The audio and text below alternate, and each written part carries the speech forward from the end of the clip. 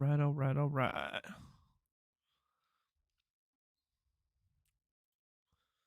Let's get these noties out. Why do I even have my headset on? I'm not listening to anything. Here we go, we're live.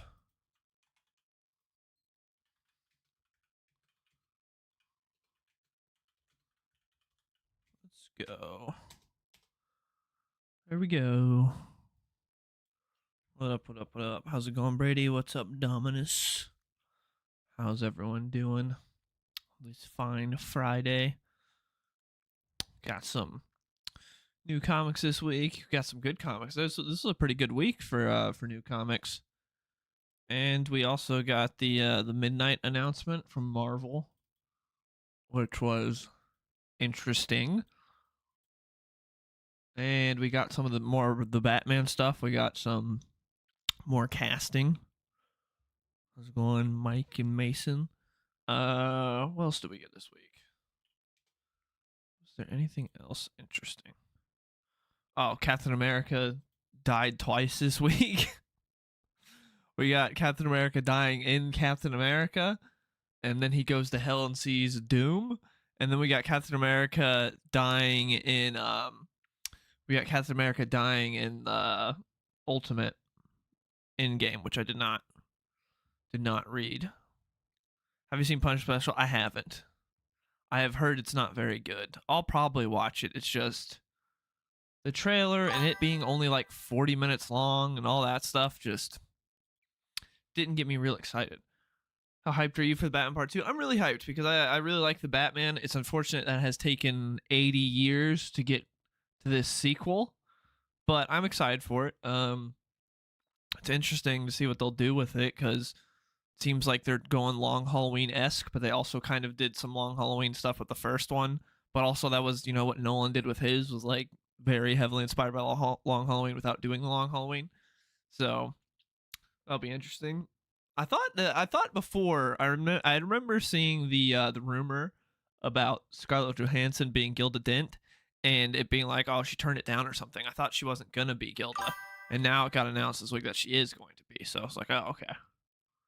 Marvel saying Midnight is a ripoff of Absolute DC, but technically it's an Absolute ripoff or Ultimate on the original Ultimate Marvel Universe. I mean, yeah. So Absolute was a ripoff of Ultimate, like because they both came back. Well, so Absolute came back as in was created at the end of 2024, and Marvel brought back their Ultimate Universe at like earlier in 2024. But the difference was that Marvel kind of just like, oh, this is a stunt, we're just bring Ultimate back, we're just whatever. They didn't really care, and then DC actually put effort into it, made something good. And so while Ultimate's crashed and burned, now Marvel's like, do-over, we didn't realize you could actually be successful with this and do something big, so we're going to do over and we're going to copy Absolute now. That's why it's technically a copy of Absolute. At least that's how I see it. Because Marvel is just like, oh, we'll just bring Ultimate back as another gimmick. And then DC actually put some effort into it, got Scott Snyder back. Scott Snyder's done a great job and has been really good at heading all that. And now Marvel's like, we want a piece of that pie. That's how I see it. So that's why, yes, Absolute originally was like a copy of Ultimate, basically. But now it's all come full circle to where now Marvel is copying Absolute, which is very funny. But Emma Stone turned it down. Oh, okay. I'd prefer to have Scarlett Johansson over Emma Stone. Both good actresses, but Scarlett Johansson has a quality that Emma Stone doesn't. Did you like that Batman became a symbol of hope at the end of the first film? Yeah, I really like the first movie. The only real issues I have with the first movie are like the whole Fortran Riddler stuff. I thought that was dumb as hell. I hated that. That was stupid.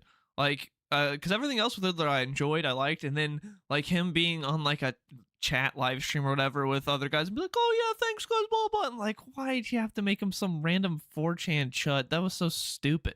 That's not Riddler.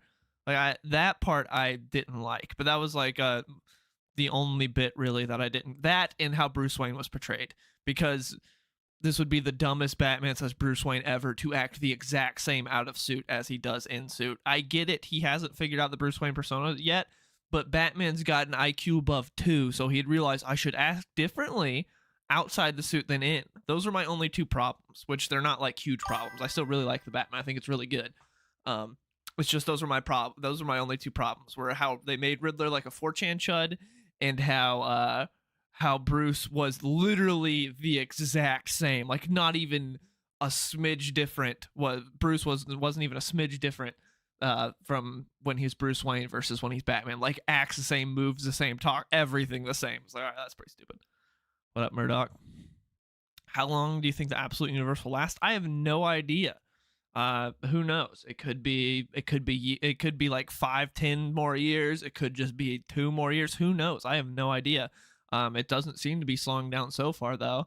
I hope they continue to have good ideas, and I hope it continues to be good. This week's Absolute Batman was really good. I've really liked what they've done with Scarecrow so far, and so yeah, I liked it a lot. And when I read this week, because we got more of Scarecrow in this one, because he was introduced in the last issue, but this one we actually got him talking to Batman, and he really, when I heard him talk, I heard like the voice of like Walton Goggins as Boyd Crowder. That's how I hear this Scarecrow talking. Like he's got that, because he's got that sort of Southern twang, like the way his dialogue was written. I was like, that's who I hear. I hear Boyd Crowder. Did you buy Lego Batman Ultimate Edition? I bought Lego Batman, but I didn't get like the super duper deluxe Ultimate whatever edition. I just got the normal one because I didn't feel like paying out the ass for the game, especially with how bad Skywalker Saga was. But I'll be streaming that next week. I'll stream some Lego Batman. Hopefully it's good. I hope it's good. Brian Tyree Henry as Robin. Hell yeah. Batman versus Robins next month. Yeah, we got that at the end of the issue. We got him fighting the Robins. I saw that dialogue on Twitter because there was a Clayman variant cover, and he drew Stephanie Brown with a feminine physique, and people were very mad. Idiots.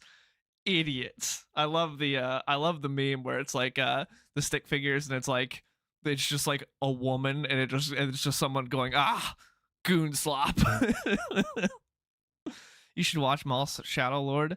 I might. I've seen clips of it that looked good. It's just it's hard to get into anything Star Wars. I'll be seeing Mandalorian next week.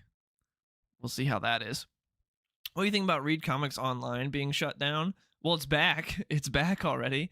But it was interesting seeing everyone coming out talking about pirating comics and like print professionals and everything. So that was interesting to see.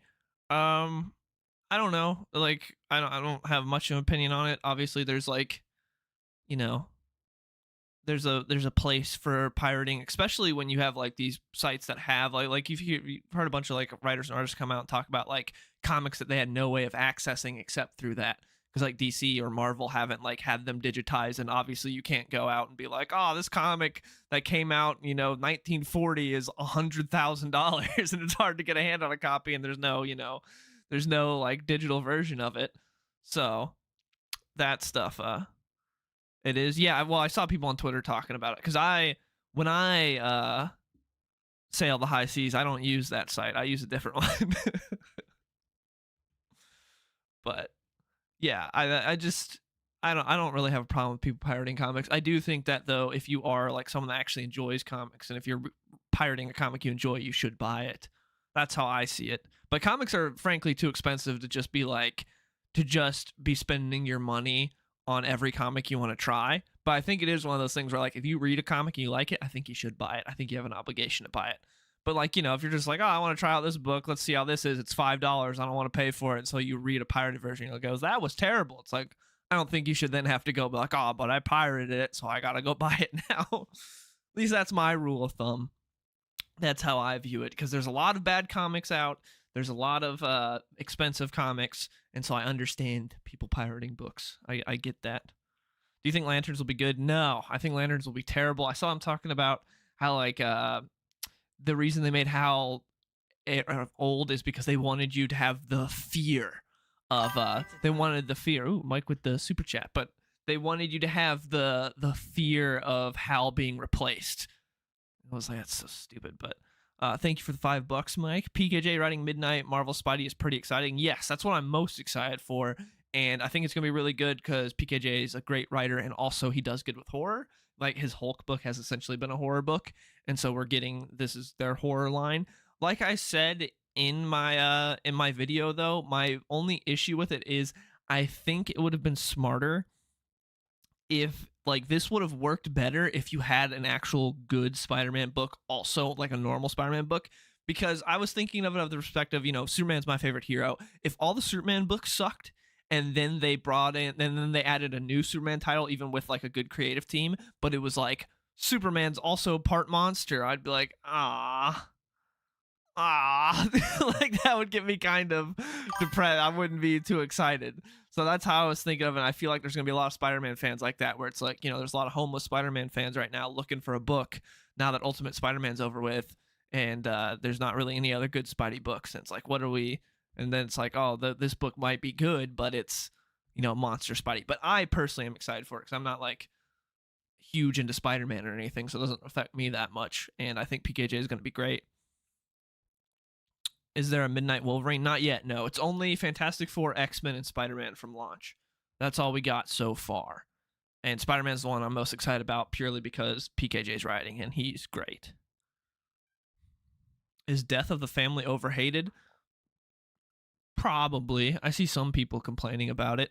I like Death of the Family, but I don't think it's like one of the best books out. I don't think it's one of the best Batman stories. I like Death of the Family. It's very interesting with Joker and Iran and everything like that. Also, it's so funny when like whenever they draw like in those older comics, whenever they draw like Arabs or something like that, like their skin is gray. It's so weird. They're like gray people in those comics. I don't it's like have they. I don't know. Maybe they just didn't have the coloring for it back then. I don't know. Or it's too expensive, so they just made them gray. I don't know how that works. We have the fear of how if we barely know anything about how. Yeah, exactly. Like the introduction is like, oh, we introduce him, and also we want you to have the fear of him getting replaced. It's like, well, everyone knows you're gonna parallax him or kill him instantly. Like we know that's what's gonna happen. It's not like a big surprise or like, oh man, I the fear would be like. The surprise would be if he actually stuck around. I saw some rumors that he's going to be in Man of Tomorrow. I doubt that. I highly doubt Hal will be in Man of Tomorrow, but I did see some rumors about that. Death of the Family or Death in the Family. This person said Death of the Family, so that's what I'm assuming they meant. I talked about Death in the Family last stream, where that ending of Death in the Family annoys me because it's a really good comic until the ending, and then the rest of it means nothing because of the ending. So... But I think Lanterns is going to be bad. I have no hope for Lanterns. I am not excited for that at all. But we got some good comics this week. Absolute Batman was really good. Emperor Aquaman was great. Geiger, best issue of Geiger in a while, and by far my favorite comic this week was Geiger number 23, because Geiger was my favorite of the Ghost Machine books. It's really good. And then there was one arc where like it went from being incredible to just really good, and so it dropped a little bit for me, and this was like a return to form. This latest issue 23 was really good, and I don't want to spoil it because I know not everyone's reading Geiger, so I would highly recommend checking out this latest issue of Geiger. Maybe if you fell off or something, you should hop back into Geiger. This latest issue was great, and of course Gary Frank, the GOAT, book looks incredible. And also if you're not reading Aquaman, you definitely should be. Jeremy Adams' Aquaman has been great, and we get some Jarro in this issue of Aquaman this week, so that was pretty cool. I'm going to give the Midnight comic books a chance. Yeah, I'm gonna check them all out as well, but I don't trust Marvel to actually have a plan with any of this. I don't trust Jonathan Hickman to not just quit, and I have a lot of reservations, but I am excited for what PKJ is gonna do, because he's already shown with what he's doing with Hulk that he can get a long form story over at Marvel. So like the one guy that can do that, like who's the last person before Philip Kennedy Johnson that could get like a long form story like years over at Marvel and actually tell it and it actually be good? Because like Hickman's bailed on his last couple. It's like, so PKJ is the only one that's proved it. Did you like Three Jokers? I personally loved it, but a lot of people don't. I like Three Jokers, but I don't love it. I hate the Jason Barber stuff. I think that was stupid, but that's like just a small aspect of that book. But I liked it, but it wasn't up to the standard for me, because the standard for me with Jeff Johns is the highest it can be, because he's my favorite comic writer of all time. I think he's the best. I think he is for sure the best. I love Jeff Johns, and Jason Fabok's obviously incredible. So that book was like the expectation is like a 9 or a 10 for that book. Like, it's like, man, we got a premier DC book with Jeff Johns and Jason Fabok, with something that had been in the making for a bit now since the Justice League run ended. I'm excited for this. And then I read it and I was like, that's good, but it's not like, it wasn't up to that upper echelon of being incredible for me. Thoughts on gender swap tech jacket? Just another symptom of the problem with the Invincible show. It's I talked about before where I watched the first. I've read all of Invincible, and I watched the first season of Invincible, and I was like, wow, this is inferior to the comic in every single way. Every change they made, I disliked, and I thought was better in the comic, and there was no need to change. I'm not going to keep watching this show. And there's a lot of changes where it's like, oh, this is stupid. And a lot of people that have never read the comics or got into the comics way after watching like multiple seasons of the show are like, oh, I'm so glad they updated this. This is so outdated. And even the creators are like, oh, we were just stupid white guys in the early 2000s. We were just retarded idiot white guys in the early 2000s. We did really stupid stuff. So we got to fix all. It's like, okay, I'm done. I don't care. I don't care. If the animation was really good, then I'd probably still watch it, but the animation ain't good enough for me to care. So, yeah. And I'm not saying Invincible is a bad show. I'm just saying I've read the comic and it's better. So it's like, why watch something that's very much inferior? That's how I feel. It's like, I could spend my time doing something else. I've already read the comic. Thoughts on Batman Earth 1 by Jeff Johns? I think the first volume is really, really, really, really good. And I like the second volume as well, but I thought the ending, volume 3, wasn't quite as good. I really liked the first 2 volumes. And then volume 3 wasn't bad, but I feel I keep it in the same regard as like 3 Jokers, where it's like good but not great. But I like the first 2 volumes of Earth 1. I thought they were pretty cool. And of course, Gary Frank, GOAT. What, expect the worst and you get something better than you thought, very true. That's basically that's what I'm feeling going into the Mandalorian and Grogu next week, is just thinking, this is probably going to be absolutely terrible, but I'm hoping Favreau surprises me, because Favreau is a talented filmmaker. He's made some good movies. Iron Man 1 is still one of the best Marvel movies to me. So hopefully he pulls it off and like, oh, actually, this is actually good. Well, but I feel like it's going to be terrible. I like the Mark Silvestri Batman story. That story was great. That was really, really good. I think it took like a decade for Silvestri to do that, though, or something like that. Something like 6 years to a decade for him to do that. Like, he'd been working on it for a while. But it was great. Yeah, that was really good. The Batman Joker book. I like that a lot. And Silvestri still got it. Is the Midnight Universe going to be basically Marvel's Absolute Universe? Yes, that's what it seems like. Seems like it's going to be their sort of Absolute Universe with like a twist on horror is the plan. I can pull up what I showed in the video and what Marvel had announced to show you guys. Let me find that and I can throw it up on screen.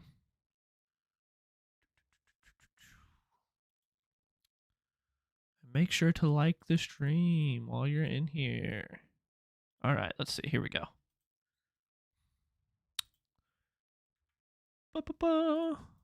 All right. So here we go. This is the announcement of the Ultimate Midnight Universe. Say it's a bold new publishing line. We got X-Men, Fantastic Four, and Spider-Man. And it's supposed to have like a horror thing, so things are different. Like the X-Men, they're dealing with vampires in New York, but not everyone is turned. So it seems like it's gonna be mutants versus vampires. And then Fantastic Four is they go and like, something terrible happens. Like, oh, what's that gonna be? And then Spider-Man gets turned into a monster. So sounds interesting. We'll see how it goes.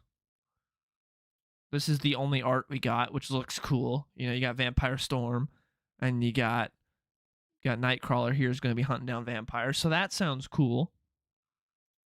But the problem is, like, I like the creative team's probably the best you could get for Marvel as far as writers go.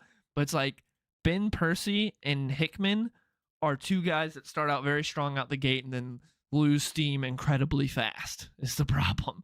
Philip K. Johnson's great. I love him. He's the best.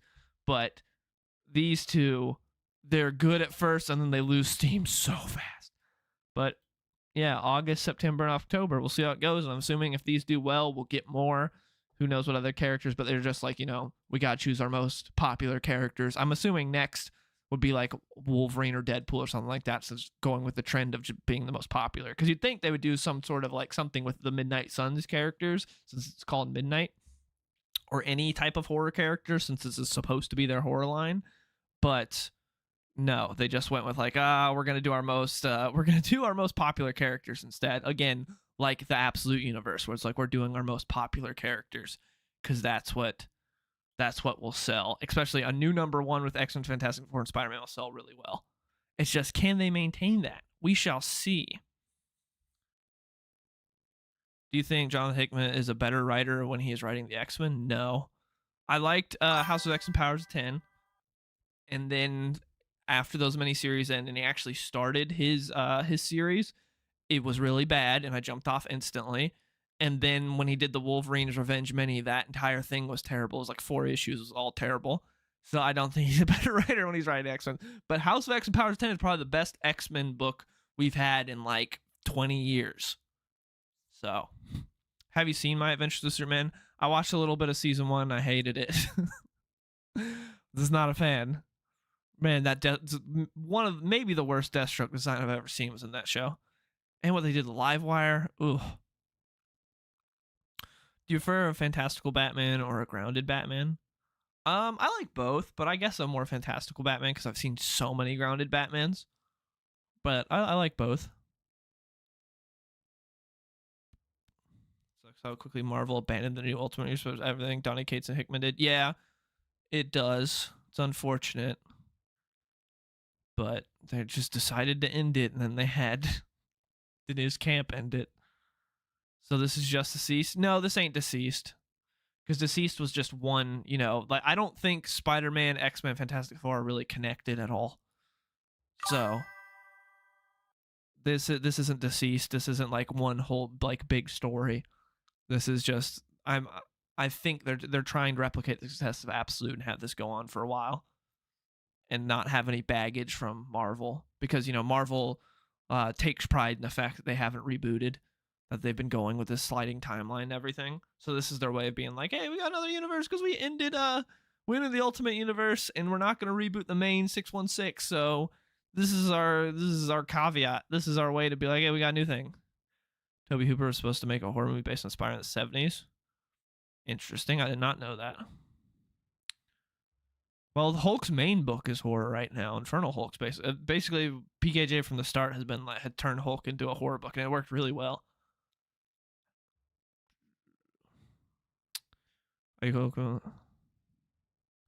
Yeah, I've seen. I don't watch The Boys, but I've seen all The Boys fans complaining about this season, saying it's terrible. Haven't dipped my toes into Marvel yet. Is this a place to start?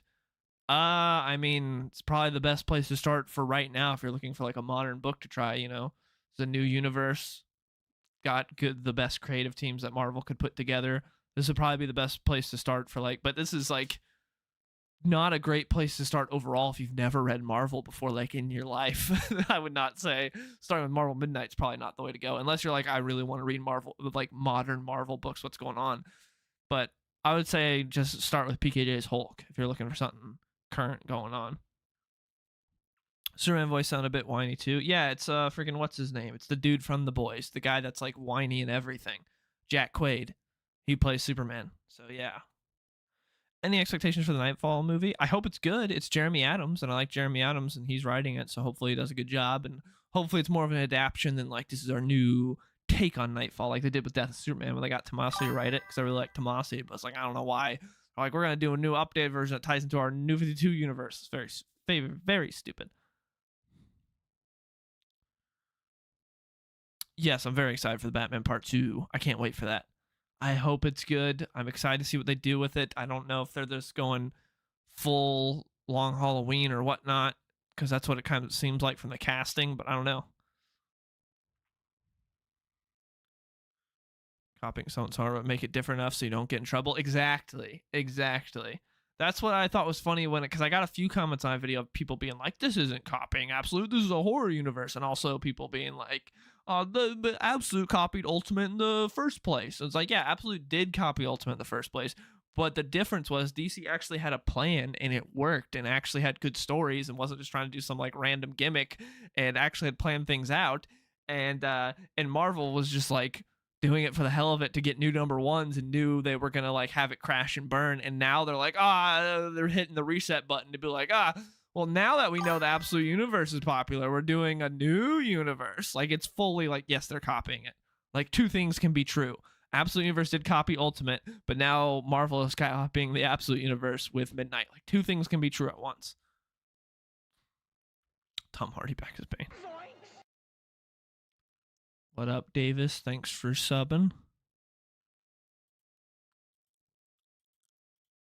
But hopefully the Midnight Universe is good. I want to be optimistic about it.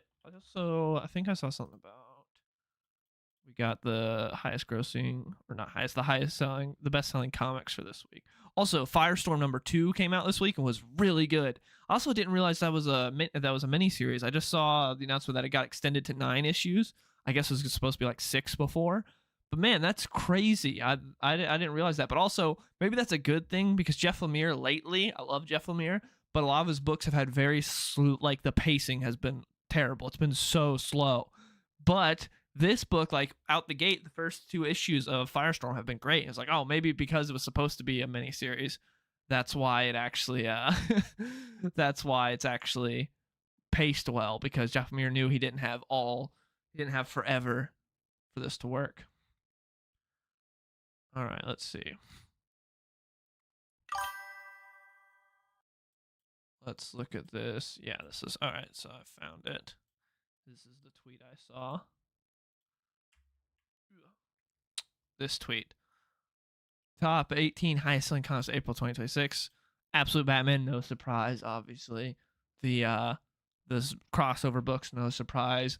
Absolute Wonder Woman, not a surprise. Really cool that Absolute Wonder Woman is still able to maintain, though, because historically Wonder Woman books haven't sold too well. So it's cool that Absolute Wonder Woman has been maintaining, because we figured Absolute Batman would maintain, but it's cool that Absolute Wonder Woman continues to sell well. Spider-Man, obviously, no matter how dog shit, is going to continue to sell, and it's an event, so not a surprise. Daredevil, they gimmicked the hell out of this. They had those those blind bags or those poly bags where they had like Frank Miller, John Bernthal, Charlie Cox like variant covers that you could get.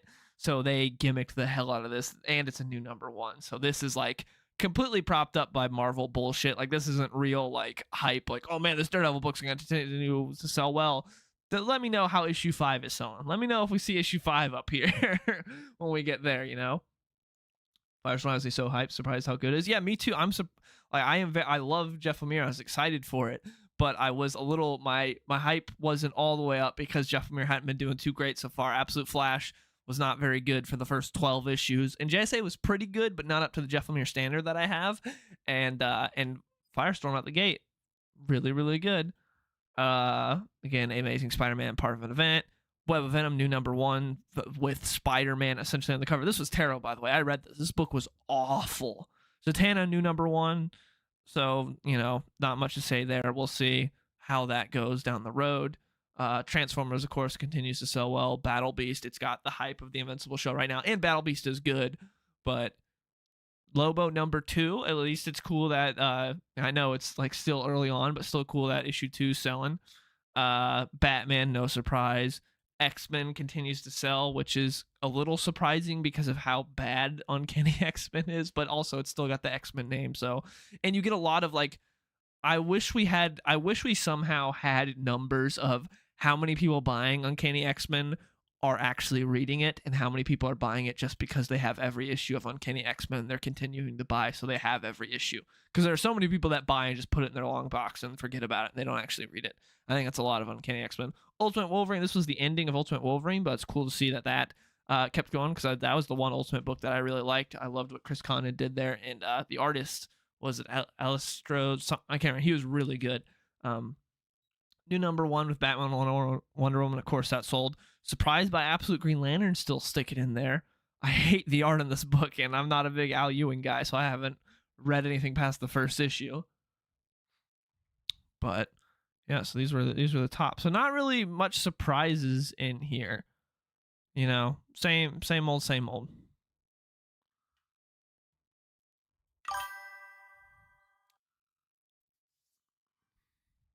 We've had enough adaptations long haul. We understood to take inspiration for other stories. I agree, because Nolan's whole Dark Knight trilogy was all, and heavily inspired by Long Halloween, and obviously the first The Batman was inspired by Long Halloween, and now this one's gonna be heavily inspired by Long Halloween. So yeah, I agree. First time viewer, the Midnight Universe. We wanted Blade and Ghost Rider, not Spider-Man, Mutants versus Vampires.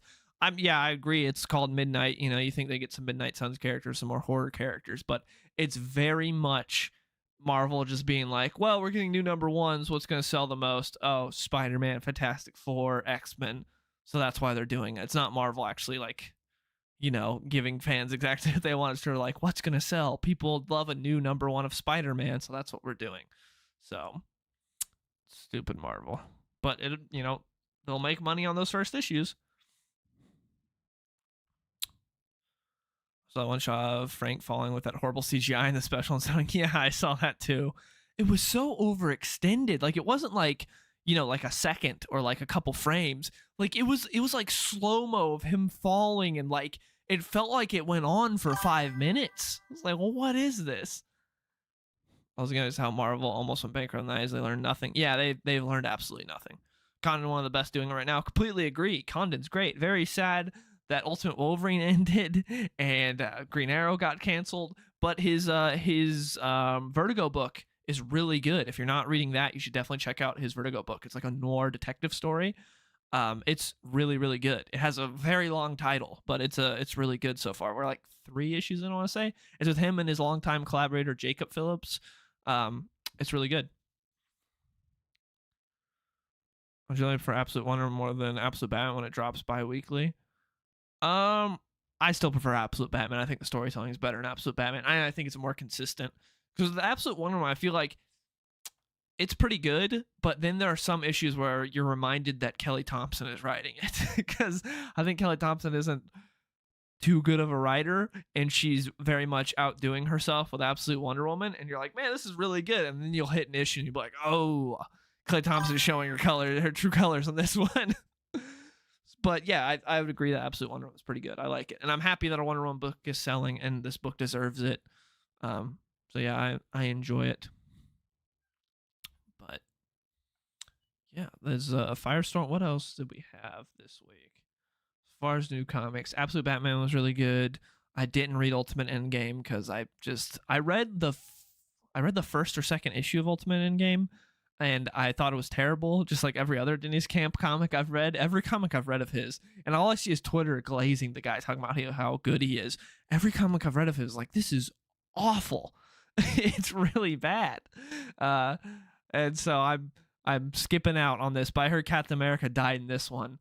So woohoo, he's dead. I think Ultimate Spider-Man already died, and now Ultimate Cap died in this issue. So it's like, wow, so cool, Marvel. That's like very shocking. You're killing these characters as well. We got new issue of Action Comics. I read that. It was pretty good. I would say this is one of the better issues of Action Comics I've read lately, because I'm not the biggest Mark Waid fan, and I don't really care for his Action Comics since he's taken over. But this issue I liked. It's still tying into post KO, where Superman's gone. They're trying to find him, and we got Booster Gold, Mary Marvel, and Martian Manhunter in the past with a young Clark, and it's pretty interesting. We got some cool stuff in this one. I like this issue of Action Comics, this week's issue. What's up, Jag Live? Ultimate Game 4 is very crappy. Yeah, I did not read it. I skipped out. I did read, we got Captain America number 11 this week. I read that, which is the first issue of Captain America I've read in a bit, because I read the first arc of Captain America, and I thought it started out like the first 2 issues weren't very good, and then it got better, and I was enjoying it, and then I just fell off after that. Like, I was enjoying it, and then I think I read the first issue of the next arc, and I just fell off. But I have heard Captain America's been pretty good. This issue I didn't care for. The art was really good. I like the art a lot in this issue, but Captain America dies in this one. So there's like this, because I didn't read what was the name of the event where Doom took over, where he was Sorcerer Supreme? I can't remember the name of it. Like One World Under Doom. That's what it was. I read one issue of that, and it was where Doom was arguing with Reed Richards on a daytime TV show, on a daytime talk show, and it was really stupid. But anyways, that went on for like a year or something at Marvel, and then Doom, I guess, disappeared or died or something. Anyways, so he's gone now, but now apparently he has a clone. He left a clone of himself, like a little boy, and he's being raised, and in Latvia, and he's there, but he's not. He doesn't have the memories of Doom or anything. Like, he's growing up as a normal boy, because that's what Doom wanted. And so General Ross shows up, Red Hulk, and he's trying to kill him because I guess during World Under Doom, Doom tortured Ross, and so now he wants to kill this clone of Von Doom, and Cap's trying to protect him. But so in Ross has like this whole army of other random Hulks, and so he's attacking them, and Cap's trying to protect him. And we get this really, I'll show you the page. We get this really stupid moment, still propping up Falcon as Captain America, trying to justify his existence as Cap. And it would have been a cool moment as just him being Falcon. But they have to be like, hey, he's Captain America. It's like, no, he's not. No one's ever going to buy. Steve Rogers is Captain America. Just like when Bucky was Cap, no one says Cap. And like, whenever you refer to that era, everyone says Bucky Cap. Like, when I see that suit, I say, oh, that's Bucky Cap. I don't go, that's Captain America, because Steve Rogers is Captain America. Bucky's not Captain America. Falcon's not Captain America. Like, there is only one actual Captain America. And so that, I hate that. And there's no reason for Falcon to still be Captain America. It's really stupid. But let me show you what happens here. If I can get these pages up for you guys. It is really, really stupid. But the art is really good in this issue. I did like the art. But Zdarsky did not win me back to the book with this latest issue. Let me get these pages for you guys.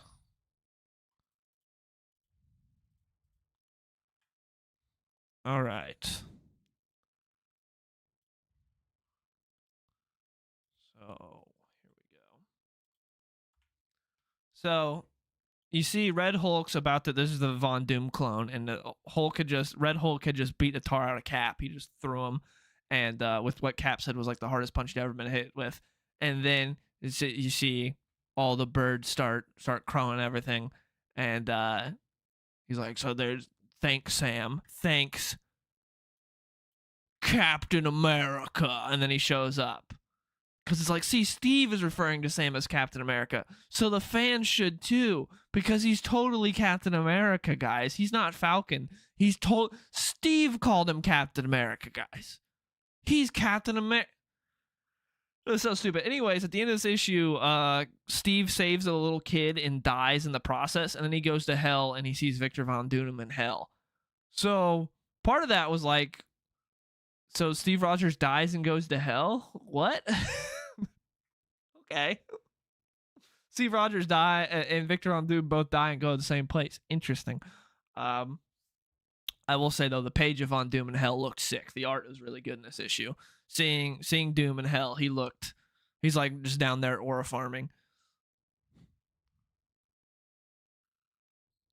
I read a couple issues of the Red Hulk series and I liked it, but I didn't read much. I only read like 2 issues when I was doing Hot or Not with Wes. Would Batman and Daredevil be friends or just get along? I don't think they'd be friends. I think they'd get along all right, but I don't think they'd be friends. Absolute Swamp Thing is happening? I did not know about that. I hope you didn't just pull that out of your ass, table printer door, because now I'm excited. That'd be cool. The last Swamp Thing we got was Green Hell, right? With Jeff Lemire and Doug Mankey, and there was like a year in between issues 1 and 2. That was really good though. Love Doug Mankey. What was the last thing Doug Mankey drew? He did that Batman series with Jason Aaron. Was that the last thing he did? He did Green Hell and that. I don't know. I love Doug Mankey. He's great.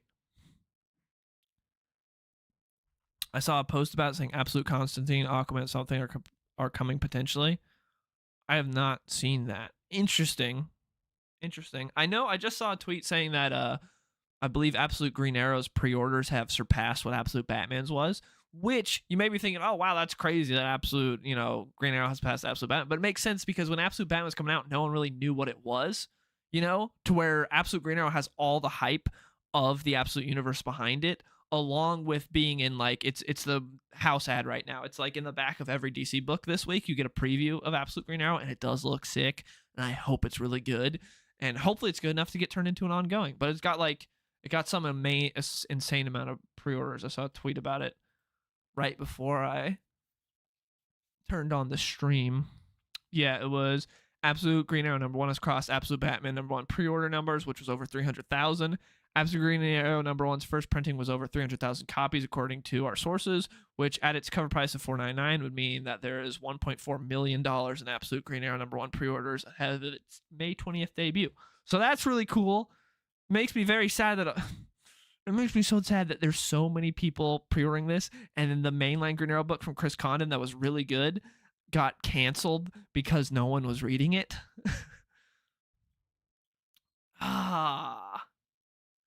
Yeah, I liked Green Hell as its own thing, and also I liked because I liked Jeff Lemire's New 52 Animal Man, and it tied into that a little bit. So I thought I got a little nostalgic for that. So I thought it was pretty good. So Absolute Green Arrow isn't ongoing. No, it's right now a mini, but it's one of those things where if it sells well enough, it could change. Like Firestorm just got extended to 9 issues, so could be happening. Prefer the classic characters.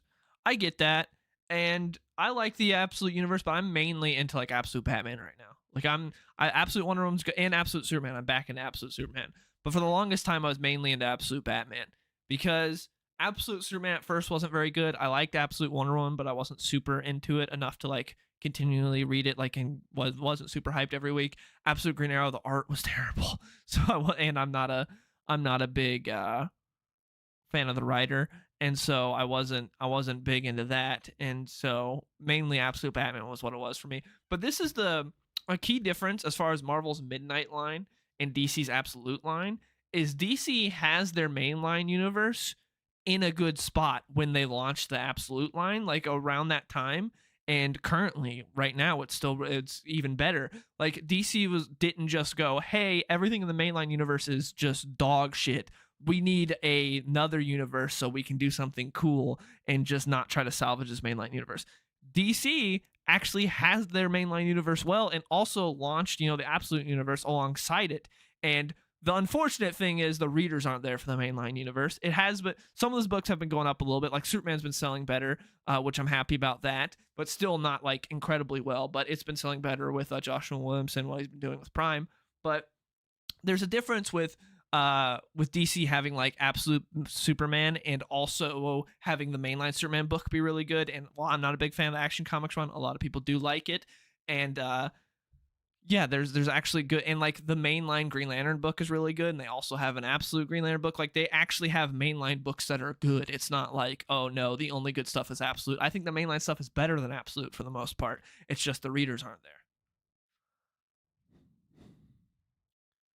I checked out the canceled Green Arrow. He was barely in it. What? Are you saying who was barely in it? Are you talking about who are you talking about? Absolute Batman is big fun without being stupid. Yeah, it's very fun. And like I talked about on last stream, I really like Absolute Batman. I like the story that's being told in it. My only issue so far is I don't really care for this Bruce Wayne. But I don't think he's very likable. But everything else about it I really like, because I do see some people poo-pooing it and talking about how it's just like, well, I should say on aficionados, I should say some people poo-poo it and talk about how it's just big dumb Batman stupid, that's all it is. And it's like, well, if you actually read it, like it's not just that. Like that's beyond. Like there's actually a cool story being woven here. Like there's a cool story being told here. Like I like the Arkham stuff, and I'm interested in Joker's backstory, and I love what was done with Bane. And Scarecrow's really cool. And I'm interested to see what's happening with him. Like I'm actually interested in the plot and the story that's being told here.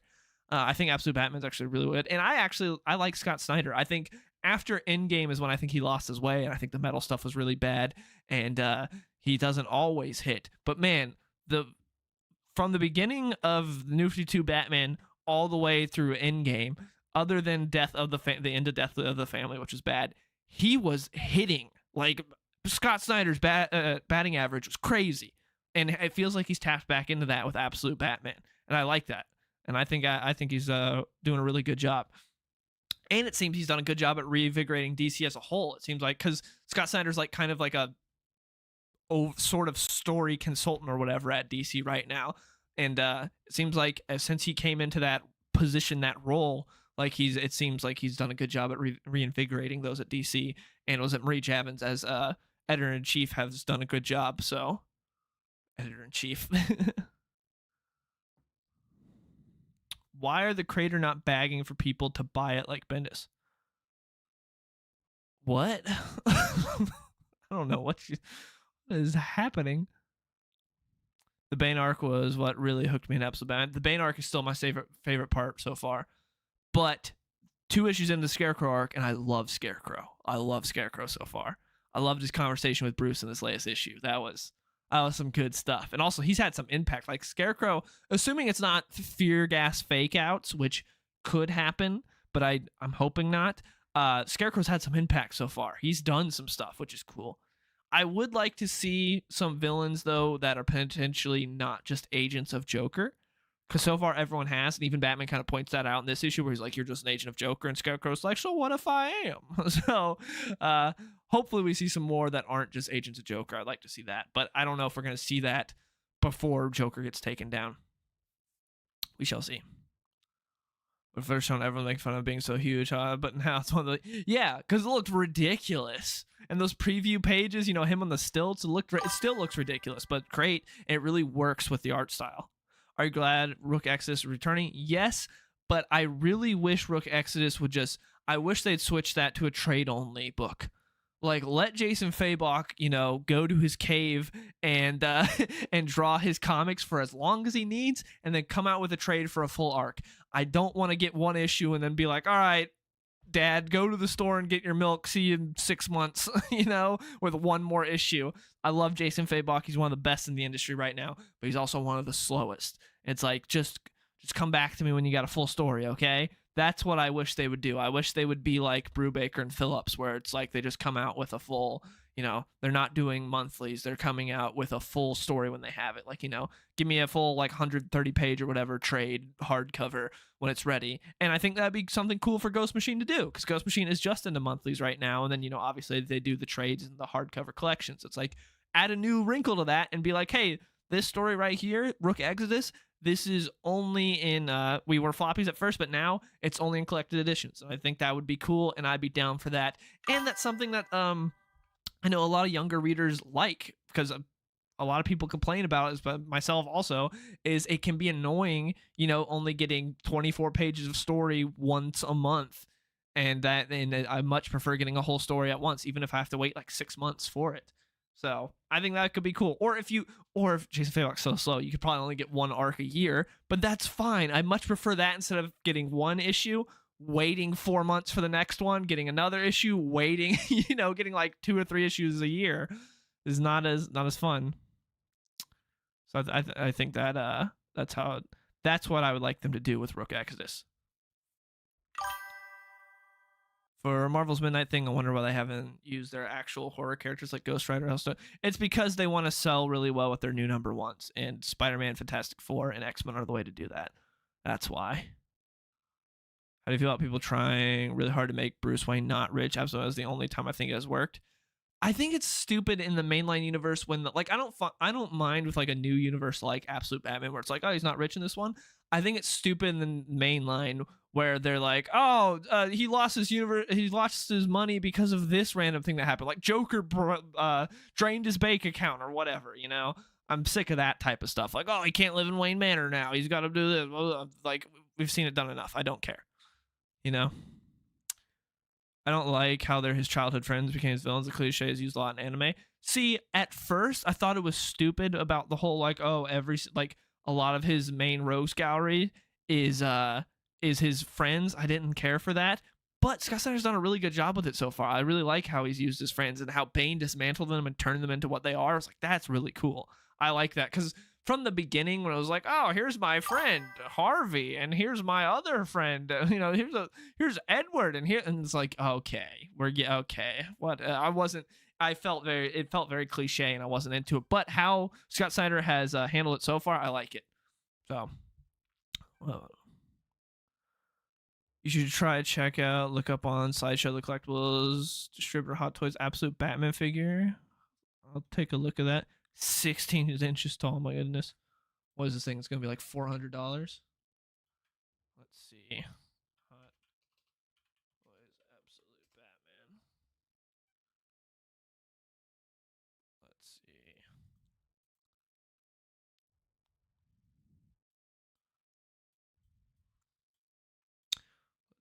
Let's see. Is this it? This looks sick. Because I pulled up.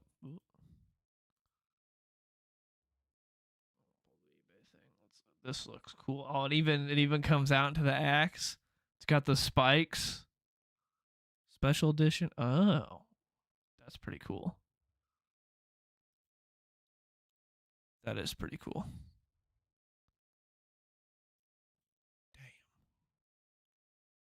Damn. $385. Not as expensive as I thought it would be. Still very expensive, but I thought it'd be a little more, honestly.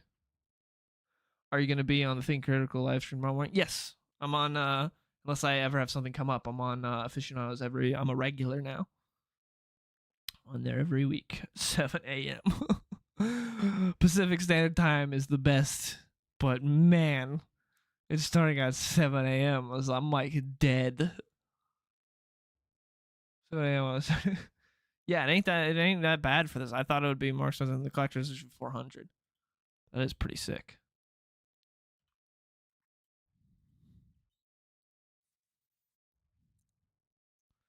Absolute Mr. Bloom. I wouldn't be surprised seeing Mr. Bloom, considering it's a Scott Snyder character.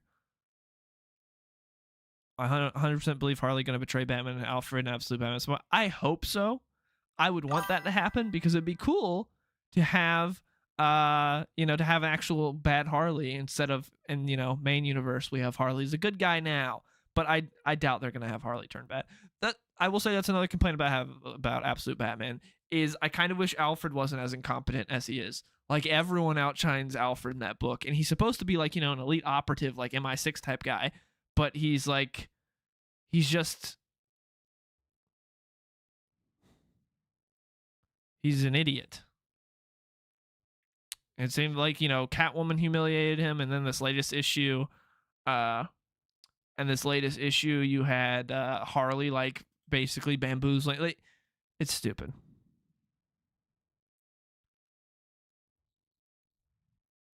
I'm ready next week. Absolute Green Lantern, Blackest Night coming. Oh, let's go.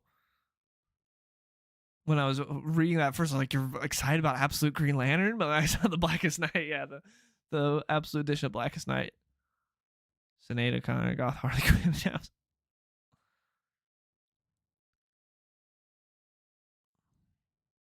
About Man Thing, I love him as a concept. I actually don't know many examples of good runs for him, especially since the last one I read was that terrible Earlier Stone. I remember when I was a kid, like going through back issues and reading, it would be like you'd pick up one of those like Marvel comics and it'd be like Wolverine on the cover, and then like only the first like 12 pages would be a Wolverine story, and then the rest would be like a different story. And I remember doing that and being like, oh, and then that was the first Man Thing I read. It was like I read a Wolverine story and then like the next story in it was Man Thing. That was like the first thing that I read. You called the price guy Hot Toys. Oh. I have one Hot Toys thing, and it's a Superman statue. I showed it off in my room tour. That's my only Hot Toys thing. I have the Superman with the American flag and like the doves in the background. I love that.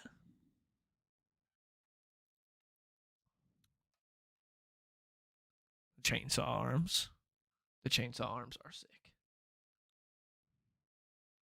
But I really like Absolute Batman. I know on like it's so interesting to see like the different sides of everything, because on Twitter people love Absolute Batman, and I'm more a part of that camp for Absolute Batman. Like I think Absolute Batman's really good. Like I said, my only complaints really are that I don't really care for this Bruce Wayne. I don't think he's very likable, and I much prefer mainline Bruce Wayne. And this Alfred, I wish was more competent, considering he's supposed to be like this MI6 operative that's supposed to be this cool guy, and he kind of just gets bitched all the time, and all he does is say "kid" this and that. But other than that, I think it's really good. But then on like when I'm on the aficionado stream, it's just everyone shitting all over Absolute Batman constantly. I'm like, man. And a lot of people that don't even read it are shitting on it. It's like, it's really good. You guys should actually read that comic with an open mind and not just shit on it constantly. I really like Absolute Batman. Cool senior collection. Jimmy the Goat, true. He turns 19 this year. Crazy. But what else did we have this week? Because I got Captain America. I'm talking about new comics this week. TMNT was really good. This wrapped up the current story arc going on, where you had Master Splinter come back because he was dead. Now he's back, and he was trying to. He was a little rattled because he had visions of his sons dying, and he's like, "I gotta take care of this." And this issue wrapped up that arc. Teenage Mutant Ninja Turtles number 18 was really good this week. I like that a lot. I didn't read Iron Man number 5 because I read the first couple issues of Iron Man, and I love Joshua Williamson. I was excited to see what he would do, and it's just been really bad. So, well, it's been mid. It hasn't been like the worst comic ever. It's just been not very good and not worth buying. So I didn't read this latest issue of Iron Man. I was like, I don't care. We got Barbara Gordon Breakout number 1, which I didn't read. Mariko Tamaki. Oh, that's what we can talk about. We can go over Eisner nominations, the most retarded thing ever. But also Firestorm and Geiger were really good this week. Geiger being the best issue of comic I read this week. This Geiger issue is, I'm already like writing it away, putting it in like my notes for being up there for best issue of the year. We're only in May, but it could get there. Jimmy at the Unction True. Let's see. So let's go look at these Eisner noms, because I saw some stuff and I was like, what the? Let's see. Which the Eisner noms has always been a joke because Tom King gets nominated like every year. All right, here we go. Let me see if I can pull this up for you guys.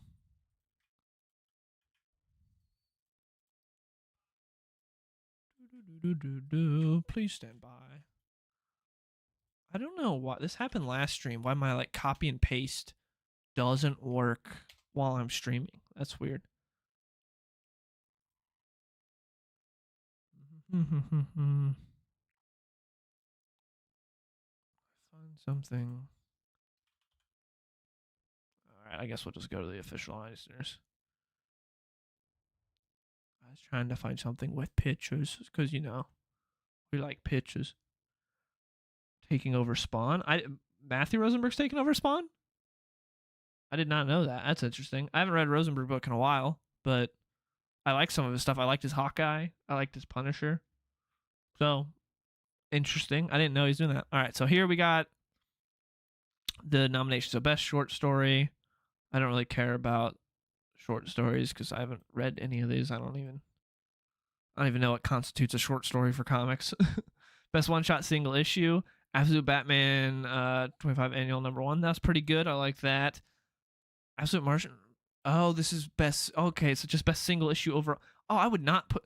I would thought it was like if it's just best one shot, I would say Absolute Batman number 25. The annual was good, but overall best single issue, I don't think this would be up there. There were plenty of issues of just Absolute Batman that were better than the annual, so that's kind of interesting. I didn't read Absolute Martian Manhunter number 1 because again, I think everything I've read from Dennis Camp is terrible. Control C and Control V as the keyboard copy. I know that's what I was using, but it doesn't work when I stream for some reason. That's what I'm saying. That's why I don't get why it doesn't work when I'm streaming. This happened last time. I was like, I don't know what's going on. But I didn't read this, so I don't know. I know a lot of people love this, but I think because I've seen some pages and the art looks incredible, and I think that's probably mainly why. Also, Denise Camp is like one of the people that's getting glazed right now. Twitter loves him. I don't get it because everything I've read of his is terrible. Again, Denise Camp, another Denise Camp book got nominated. I don't even know what this is. Ice Cream Man, I know a lot of people like Ice Cream Man. I've read some of Ice Cream Man. It's been okay, but I haven't read this, so I don't know. No, okay, so just a one shot from Something is Killing the Children. I read the first trade for Something is Killing Children. I liked it, but I was like, I don't think I really care to get super invested in it. Still living in your keyboard. This is a new keyboard, dude.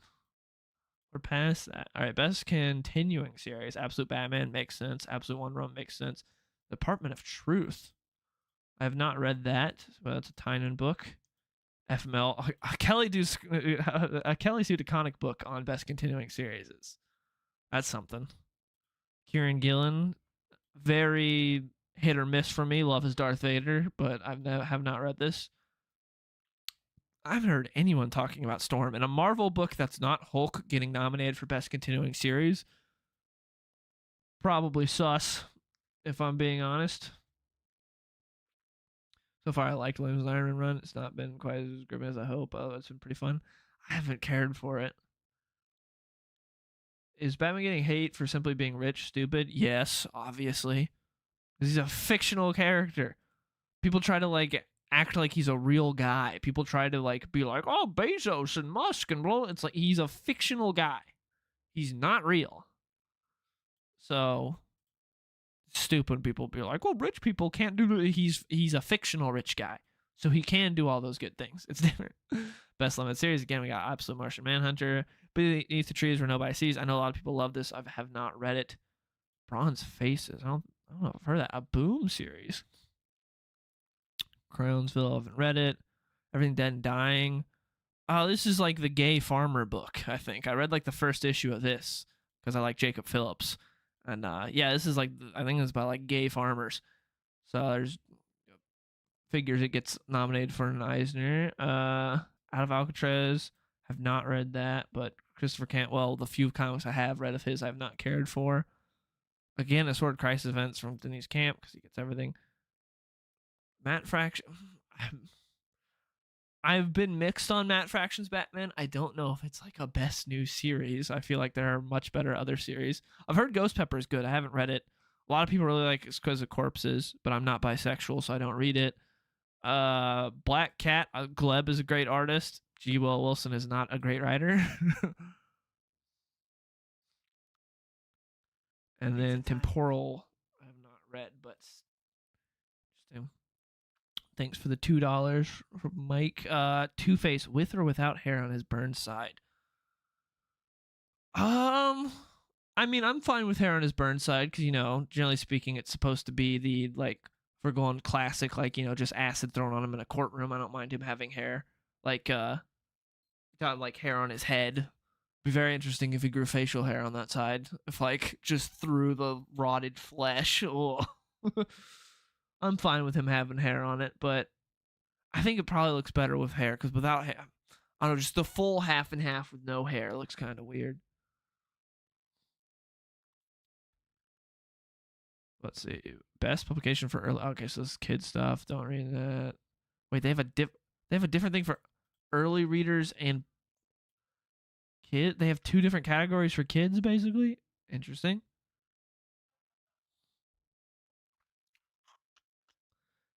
Best humor publication. Best anthology. Come out and play the Queer Sports Project. DC Pride 20. Noah's New Black season 2. Stardust is. Man, if you look at, you know, the Oscars and their nominations, you're like, man, the Oscars are out of touch. It's not about stuff anyone watches. Like, it's about these like artsy fartsy stuff. Miles ahead of when you look at the Eisners. You look at what's nominated for the Eisners. Man, best reality based work. What the Globetrotters got a comic? I loved watching the Scooby-Doo Globetrotters crossovers when I was a kid. The Batman Animated Series Two-Face design rules. My own worst enemy. Let's see.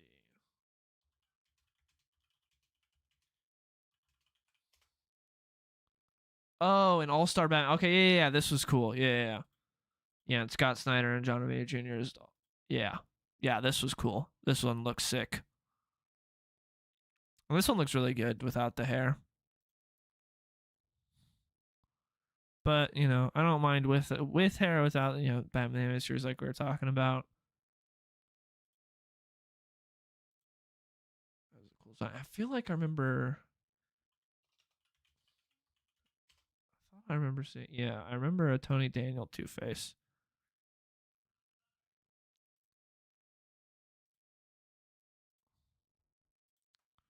Tyler Kirkham.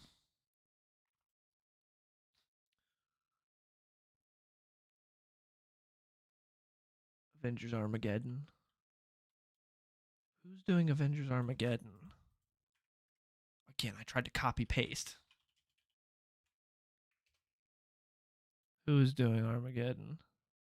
Is this Zdarsky doing this? It is Zdarsky. Okay, yeah. I remember when the solicitations came out. People loved Avengers Twilight. I didn't read it, but that was from Zdarsky. And I need to read it because I heard it's really good. Like the good Zdarsky came out for that one.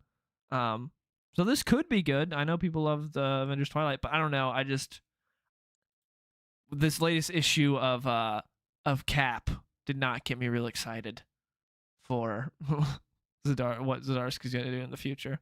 Art looks good though.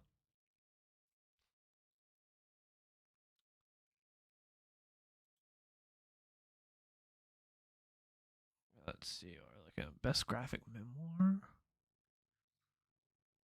best graphic album. Some of these are best adaptation for another medium.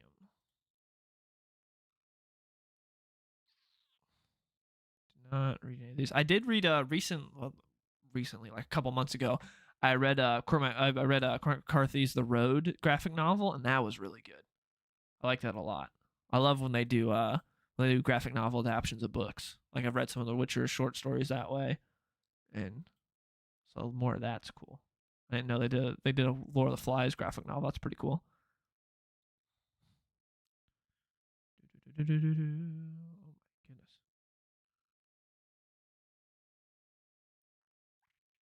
Some of these best comics related book about comics.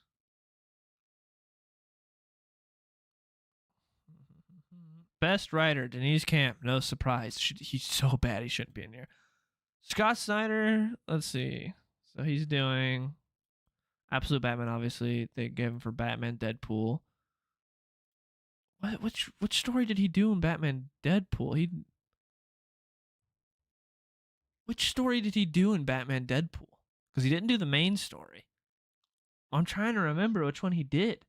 Avengers vs. Alien was really good. That's my favorite Hickman thing he's done in a while. Some of the faces in that are crazy because the art's really good, but the faces are a little. But yes, Avengers vs. X-Men versus Avengers vs. Aliens is really good. Dude, the Wakanda was so sick in that. The freaking space Wakanda when they'd show up. Yeah, that was really cool. I like that a lot. That was like a 4-issue series, and that had delays, which was crazy. But that's probably my favorite thing of Hickman's I've read in a while. I have not read You Won't Feel a Thing. Let's see. Again, I freaking copy paste and it didn't do it.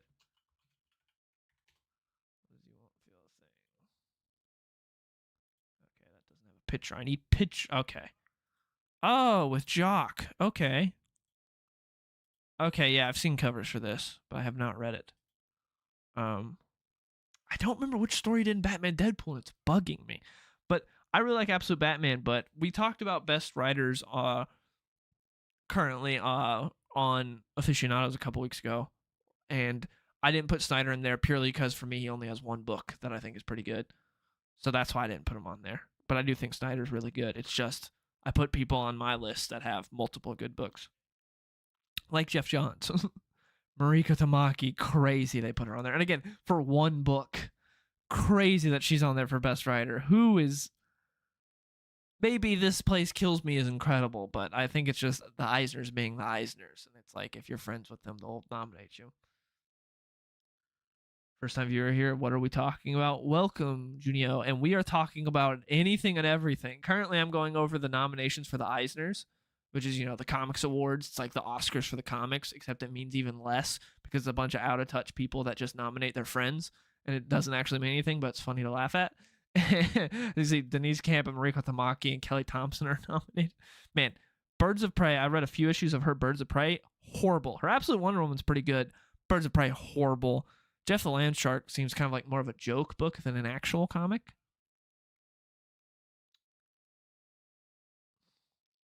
I agree on Joshua Williams and Jeremy Adams. Do not agree about Mark Waid. Although this latest issue of Action was good though.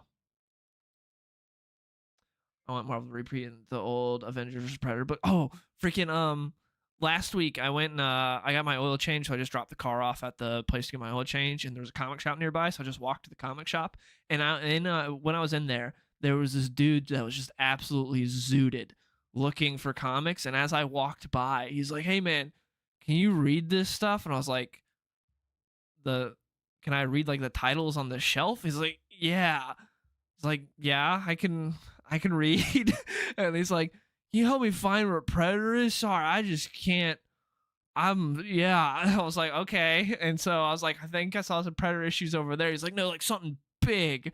It's like, okay. So I looked at the shelves. I was like, well, this is the Marvel shelf, and Marvel has the rights to Predator, so it'll be on here. I'm like, it's alphabetical, so we're gonna go down to the P's, and I found the Predator omnibus for him. I'm like, right here. He's like, oh, he grabbed it. He's like, thank you, and he dapped me up, and I was like, all right, man. It's like I don't work here, but this dude was just gone. Could not. I don't know. Maybe he's buying it for his boy or something. But I don't know how that guy's going to read a Predator comic if he couldn't read the giant bold letters that say Predator on the spine on the shelf. But that was interesting experience I had at the comic shop last week.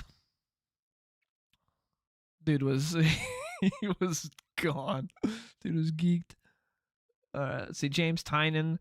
A lot of people really like what James Tynan's doing. I haven't read anything he's currently doing other than I read the first arc of Something's Killing the Children, which again I liked, but not enough to get invested in. But I know a lot of people really like him.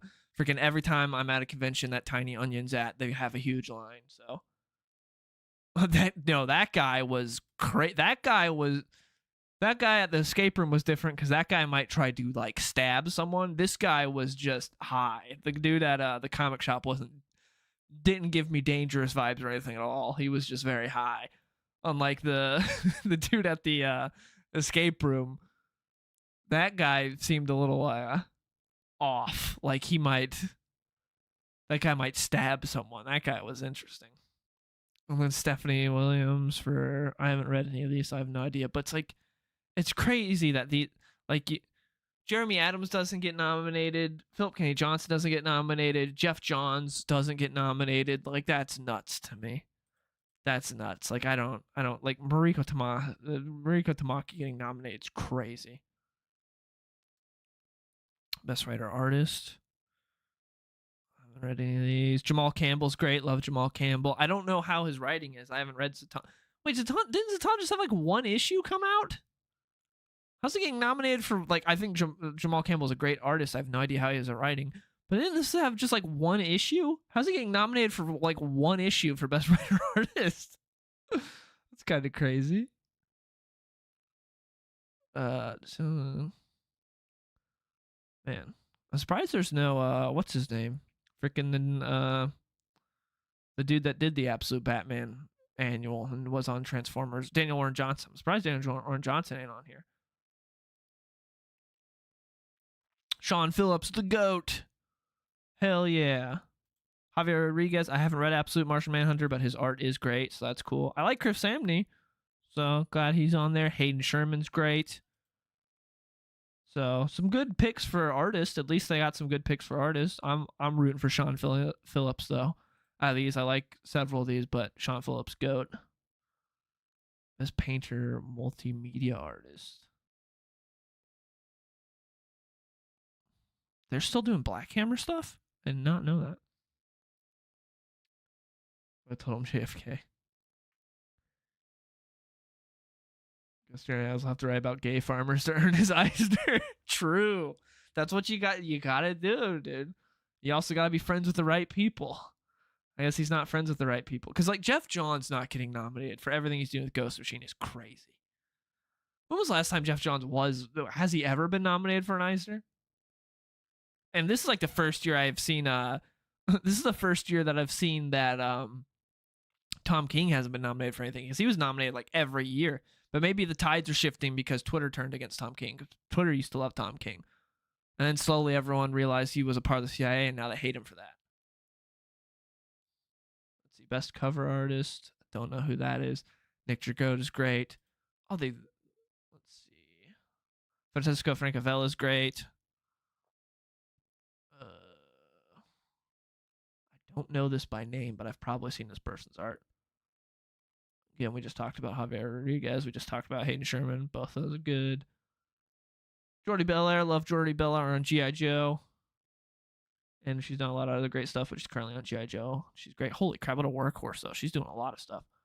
Rooting for Jordi.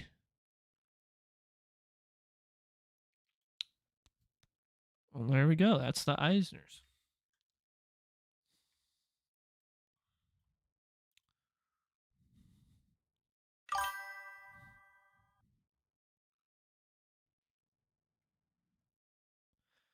Is as undead as.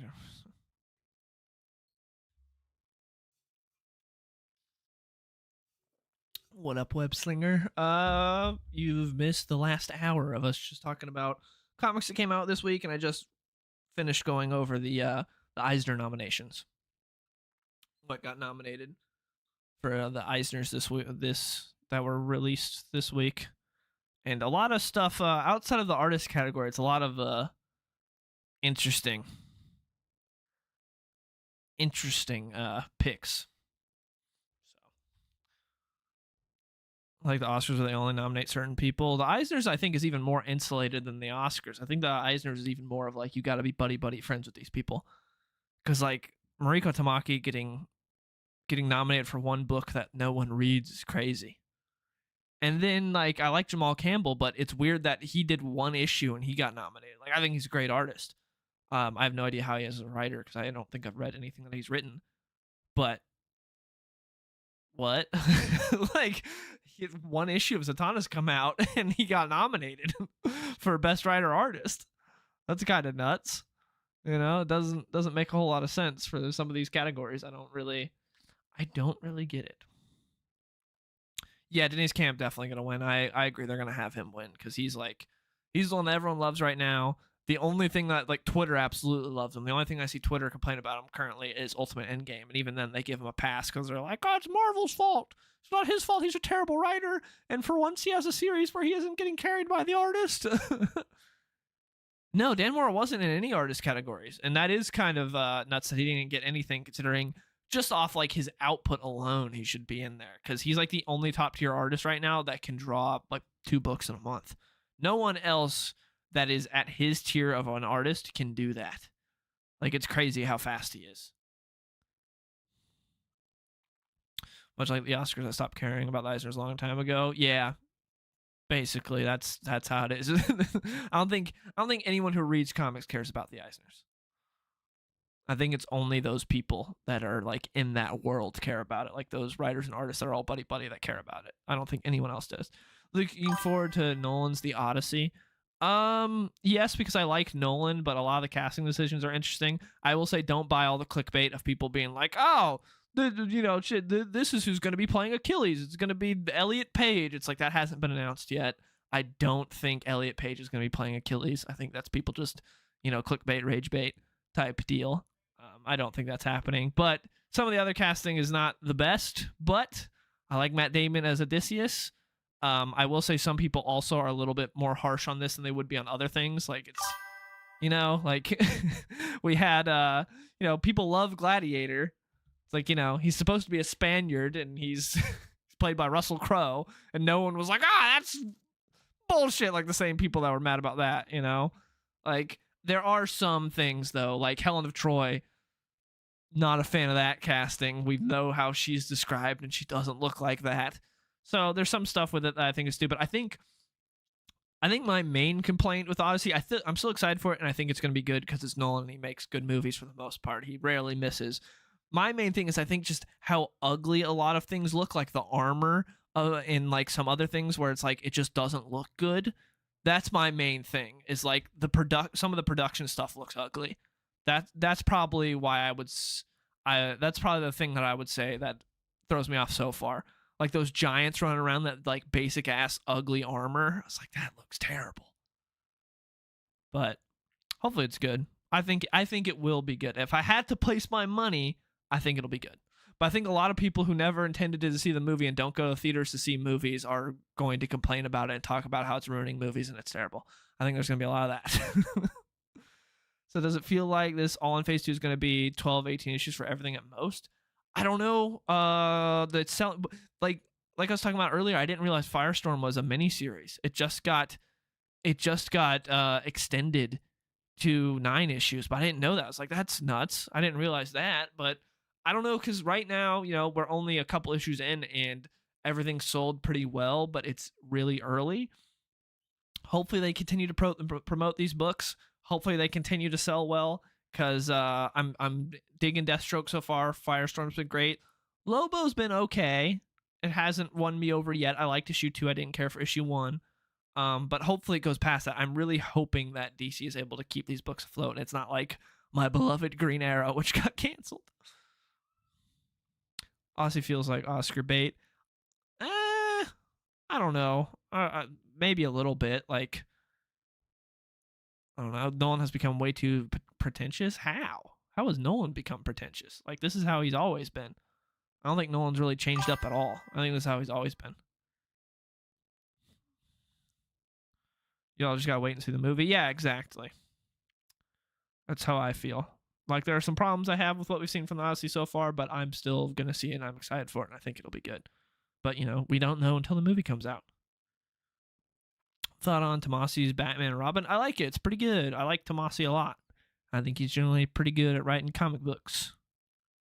Or his action splash pages look great, but you don't see much sequential action. Example, need to see him draw a kung fu melee fight. Yeah, that's my thing where, like, because artists that get compared a lot right now are Dan Mora and Jorge Jimenez, and I think they're both great, and I like them both a lot. But I like Jimenez better because I think he does a better with your average comic art, and I think he does it better with sequential action. I think Mora's really good at some of the more like static like characters and poses, but as far as like actual like action going down in comics, I think that Jorge Jimenez can do all of it. I think Mora's really good, but I think he does suffer a bit at that like sequential action to where like Jorge Jimenez excels at that. Like Jorge Jimenez can do it all. Dan Mora can do it all as well. It's just clearly he excels in some areas better than others. So that's why I would say, but they're both really good, and I like them both a lot. They're both great. I don't want to come off like I'm shooting on Dan Mora. I think he's great, but I think Jorge Jimenez to me is a step above. Is Bruce a bad father? Damian Matt Fractions run? No, it's just they've regressed Damian. Like Philip Kennedy Johnson's run never happened, and that's unfortunate because there was a lot of great progress made in that series. If you have not read Philip Kennedy Johnson's Batman and Robin, I highly recommend you read it. It is really good. It was the best book at DC when it was going on, and it will make you like Damian and the progress he made with those characters, and also the stories he told were really good. He tells a really cool detective story with his first story, and his second story we get even more progression with Bruce and Damian. It's really good. It's unfortunate that it ended because he's exclusive at Marvel now, and that means we're not going to be getting a second part of Last God. The Fellspire Chronicles. When I talked to Philip Kennedy Johnson at Dallas last year, I asked him about Last God. I was like, "Are we gonna get more of that?" And he's like, "I just had dinner with Federica like a week ago or whatever." And he's like, "We talked about doing more of that." And I was like, "Yes," but then he signed the exclusive with Marvel. It's like, "Oh, we're not getting more Fellspire Chronicles unless there's some little caveat where it's like, this is technically like a Black Label book that doesn't deal with superheroes, so maybe I'm allowed to do this," but I doubt that. We're not going to get more Last God for a while if we ever do. The Deathstroke artist goes all out. Yes, he's great. He's really, really good. He's had a lot of action to draw, which is cool, and I'm assuming he probably likes, because I always feel bad for these good artists when they get stuck with these writers that just like to do a lot of dialogue and nothing else. It's like, so for this page, you're going to draw 9 panels and everyone's just going to be talking and there's not going to be much changing about what's going on. And also they're like in a building, so there's nothing going on in the background. It's like, you know? So it's cool that like the Deathstroke artist, he's got one of those foreign ass names that I mess up. So that's why I'm saying the Deathstroke artist and not his name, because I mess it up all the time. So yeah. Carmine Di Giandomenico. He's got the most Italian name possible. He's great. He's really, really good, and I like what he's done with Deathstroke, and I'm enjoying it so far. Hopefully, 2 issues in, I think it's really good. Hopefully, issue 3 is really good. It comes out next week. Him and his actions are so good. Expressive, reminds me of some of my favorite manga. Yeah, he's definitely very manga inspired. I think way better than any manga art. USA. Even though he's not American, but comics. I don't like saying it's because it's Nolan. It's not what he does, but I can't shake the feeling. We'll see. Thoughts on Batman Ego? I like Batman Ego, but I don't love it. I love Darwin Cook, though. Do you think it's hypothetical? Do you mean hypocritical? of people who hate on Dean Cain because of his politics but still love Mark Ruffalo. I mean, yeah, but also like I think the difference is that Mark Ruffalo is still in things to where, you know, Dean Cain's like not in anything anymore, and Dean Cain is exclusively political. I say that's the difference. Like Dean Cain, all he is like a grifter now, to where Mark Ruffalo's is still in stuff. The 5070 Ti you buy is now over $1,000. Is it really? That's nuts. Yeah, I upgraded at the right time. I got before the RAM went crazy and before the. That's nuts. Dang, dude. And before the graphics cards went up. I had really good timing on that. Holy crap. That is nuts.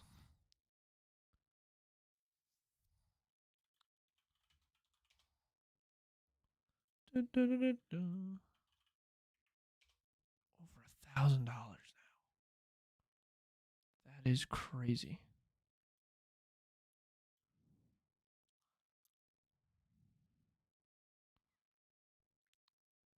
He is in Hallmark movies. Well, you know what? You got me there. He's in Hallmark movies. That's my thing with Mark Ruffalo, though. Is like Mark Ruffalo is clearly a dumbass. Every time he opens his mouth, it's like you don't live in the real world. But he's good at what he does. I'm not a big fan of his Hulk. I think Edward Norton was way better. But man, if you have him playing some like sort of grumpy detective, he is so good at that. Like that is that's his niche. He's great at being like a grumpy detective.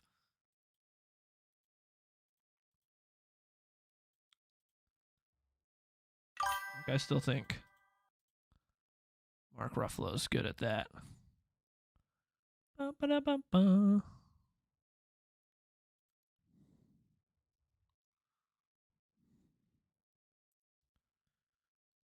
We're still a little bit up, but way before RAM went up. It's good. I bet Dean County was honestly the single nice celebrity I ever met at con. Then again, John Wesley was also really nice. And he's very political on the other side. Yeah, well, I mean, Dean Cain's probably really cool. I just his, social media and stuff. He's just like kind of grifting politics. It's like I don't care about any of that. The announced cards are going up against 5090 will be 300 more, and so that's so insane. I was excited for Absolute Green Arrow. I'm super excited. I don't know if it's going to be Roy Harper. I don't know if they're gonna, because it seems like they're kind of trying to play on like a more supernatural angle of like Oliver has been kind of resurrected as this sort of like supernatural killer. That seems kind of what they're going for, but who knows? It could be Roy. He was on the phone with Roy when he was talking about doing all this. So I don't know. It's interesting.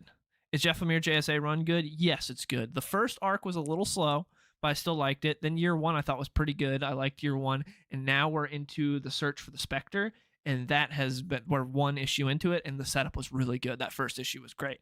So yes, I would recommend Jeff Lemire's JSA. I like it a lot.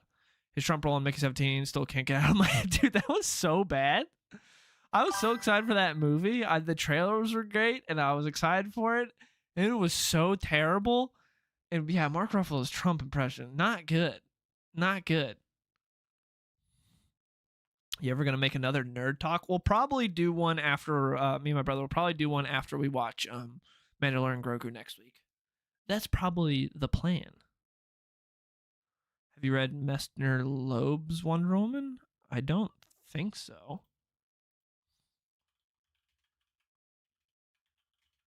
Which one is that? No, I have not read that.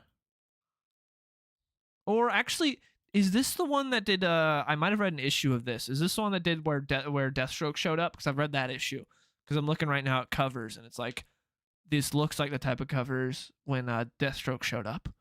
I read that issue. I think that's the only issue I've read of this. Thinking of getting a PC. Any advice? People will tell you all about how it's so much cheaper to build your own PC. You can go and build your own PC, and that's like good, but it's not so much more expensive like some people act like, especially because a lot of these with current prices, with how things are like getting shot up, it's can be cheaper to go and get like a pre-built. and you can go to one of those pre-built sites and choose the parts you want, and they'll build it because they like buy it in bulk, and so sometimes it can be cheaper. And also, you get out of the heartache of like building your PC and then hitting the boot button and then everything being effed and being like, oh no, what did I mess up? Especially if it's your first time. So with current prices and everything, and not having built a PC before, I'd recommend going to like iBuyPower or CyberPower or something like that, and just finding the cheapest. And also, there's always coupon codes for like 5 or 10% off, with which, when you're buying something that's like over $1,000, 5 or 10% is actually a decent chunk of change, you know? So that would be my recommendation for your first PC. But don't go to like a Best Buy or something and buy a PC. Don't do that. But you can go to all the sites and like find which one has the cheapest, and a lot of times they'll have deals and stuff. And again, right now they generally will have stuff like a little bit cheaper because of how expensive separate parts are. There's a special with Deathstroke, I believe. Yeah, that's what I've read. That is what I've read. Is that one that issue with Deathstroke? Yeah, that IMAX screen was it. That's the biggest one in Washington State at the Science Center. It's sick. Too bad the movie was so terrible.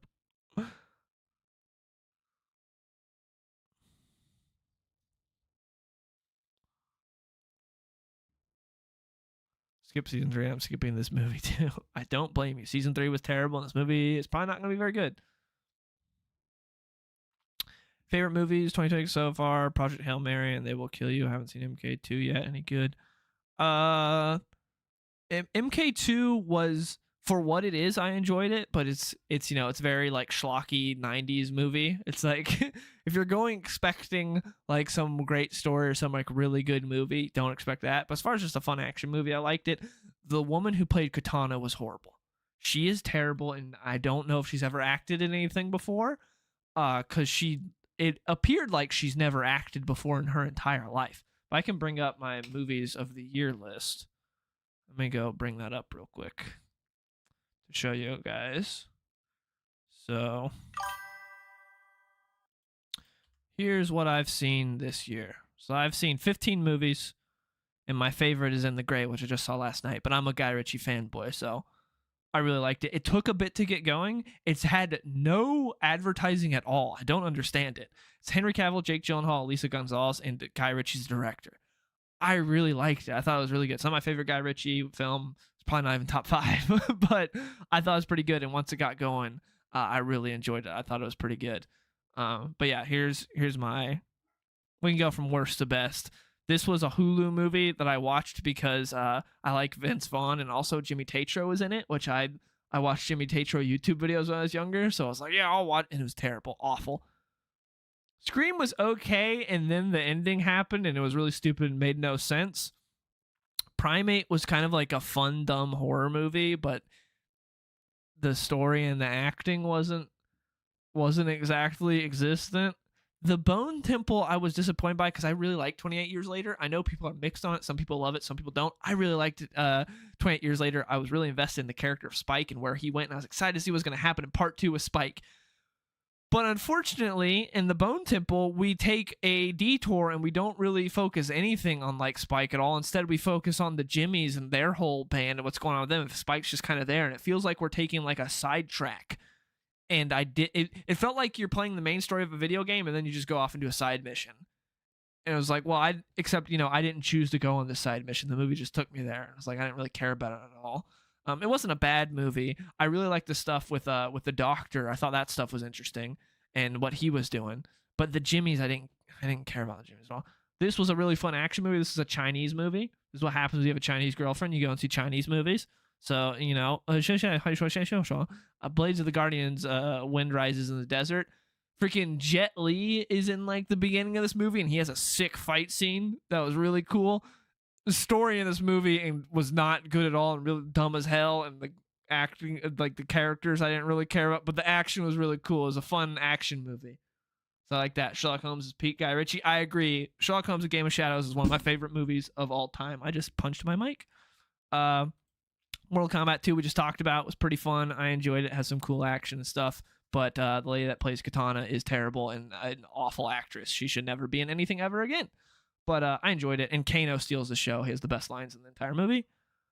Shelter was one of the better Statham slot movies. I love Jason Statham. He has one movie a year that is the exact same as every other Jason Statham movie, and they're generally just decent enough where it's like, if you have nothing better to do and it's like a Thursday night or something, you go see a Jason Statham slot movie. This one actually had a little bit more to it. It had some like I believe it was the guy that did Shot Caller. Shot Caller's the movie with the guy that plays Jamie Lannister, Nikolai something something. That was really good. I believe the director of that directed this, and this actually had some like, oh, an actual filmmaker made this movie. It had some stuff in it where I was like, oh, it's pretty good. So Shelter, actually, it's a step above normal Statham slop. Normal is the the Bob Odenkirk movie. This was written by the guy that wrote the first John Wick movie. And it's pretty good. He becomes the sheriff of this remote town in Minnesota, and it's just this tiny little town with not a lot of people. But then like there's a lot of money in certain spots where he's like, how do they have the money for? And it turns out they're laundering money for the Yakuza, and so stuff happens and everything goes to shit, and he's like caught in the middle of it, and it's just some fun action and stuff. And it was really fun. Maybe the funniest movie of the year. Crime 101 was pretty good. It's kind of like a ripoff of Heat, but not as good. Obviously not as good. Heat's an incredible movie, but it was still good. I liked it. I thought it was pretty good, and Hemsworth did a good job at playing a kind of autistic guy. Over Your Dead Body was way better. Shelter's a very Statham movie. I liked it though. Yes, it's a very Statham movie, but like the filmmaking was like a step above. It wasn't like an insert any director here. It actually, there was like some stuff done where it's like, oh, this feels like an actual person made this movie, instead of unlike say Working Man or like The Beekeeper. But yeah, I enjoyed Shelter. You haven't seen Heat? Go watch Heat, dude. Heat's so good. It's like 3 hours long though, so you're gonna need to have some time. Over Your Dead Body was very funny. This is where they've been married for like a few years, like 7 years or something. It hasn't been working out. They're both kind of failures, and he takes her to like their like vacation home, and he just plans on he's gonna kill her because he's too much of like a coward to divorce her. And then it turns out that she also had the same plan to kill him, and then some crazy things happened, and they have to like work together over things that are going on. Timothy Olyphant's in it. He's really good. This was directed by Yorma from The Lonely Island, and so it's funny, it's good. He has one of my favorite lines in the movie was when Jason Segel goes, "My boat rocks," because she finds out that he planned to kill her because one of the things was he had like rocks in his boat because he's gonna weigh her body down after he dumped it after he killed her. And she's like, "What about these rocks I found in the boat?" And he's like, "My boat rocks." And the way he delivers that line had me dying in the theater. Over Your Dead Body was pretty good. Hail Mary, I don't need to explain because everyone saw that movie and it's pretty good. Fuse was really good. This was directed by the guy that did Hell or High Water, with Chris Pine. He did it with Jeff Bridges. This was really good. This is where it takes place in the UK. They find like an old World War II bomb that's like, oh crap, this could explode at any moment. So they evacuate the city, and they bring in him, who's like one of the experts that can try to defuse the bomb. But at the same time that's going on, Sam Worthington and Theo James are like robbing this like bank because they had it planned, and like things unfold, and it's very kind of intricate and interesting. And I was surprised at how good this movie was. Another movie that got no advertising at all, but Fuse was really good. How to Make a Killing I liked a lot. This was like a remake of an old British comedy. It was really good. I thought that I enjoyed it a lot, and I really like Glenn Powell. And Good Luck, Have Fun, Don't Die was directed by the guy that did Gore Verbinski, the guy that did the Pirates of the Caribbean movies, and I love Sam Rockwell, and it was really good. And then In the Grey, which I just saw most recently, I saw last night. Guy Ritchie, Henry Cavill, Jake Gyllenhaal, Eliza Gonzalez. I really liked it. It took a bit to get going, but then it hooked me, and I thought it was really good. But yeah, those are the 15 movies I've seen this year. You don't rate the movies? No, I don't really rate the movies. I just rank them. I don't really write reviews or like rank them out of 5 stars, and I don't really do that. I just like I have a ton of lists, and that's what I like to do. So that's mainly what I use Letterboxd for, is just logging stuff. After I built my PC, I thought I broke it, but I didn't have the GPU plug-in. Have you seen Obsession? I watched the first episode of it, and it didn't hook me, and so I didn't watch the rest. But I know everyone talks about how great it is. The intergalactic actress, or are you talking about somebody else? I don't know what intergalactic is. I'm talking about the lady that played Katana. Yeah, I really liked Good Luck, Have Fun, Don't Die. I thought it was a lot of fun. Favorite Guy Ritchie movie? Mine's The Gentleman. The Gentleman's great. I think I might have a list of Guy Ritchie. Do I have it? Yeah. So yeah, I have Game of Shadows, my favorite, then Snatch, then the first Sherlock Holmes, Man from Uncle, then The Gentleman, then The Covenant, Rock and Roll, which it's sad if you haven't seen Rock and Roll, at the very end at the credits it says Rock and Roll 2 will be happening or something like that. Yeah, this movie came out like 2005. We never got Rock and Roll 2. Then Lock, Stock, Wrath of Man, Ungelling Warfare, Revolver, Operation Fortune, and King Arthur, which I haven't added in the gray yet because I just saw it yesterday. But I gotta add that. But this is my ranking. Guy Ritchie's my favorite director, and this is my ranking of his movies. Absolute, Green Arrows, Oliver Queen as Deadman, possessing his dead body, Roy Harper, Absolute, Deadman, Absolute Deadman. Hey, could be. What's in the Gray about? I thought Guy Ritchie fell off. No, Guy Ritchie hasn't fallen off. He just did Ungelling Warfare like a year or two ago, and they did The Covenant like the year before that. And both those were pretty good. Operation Fortune was not very good, sadly.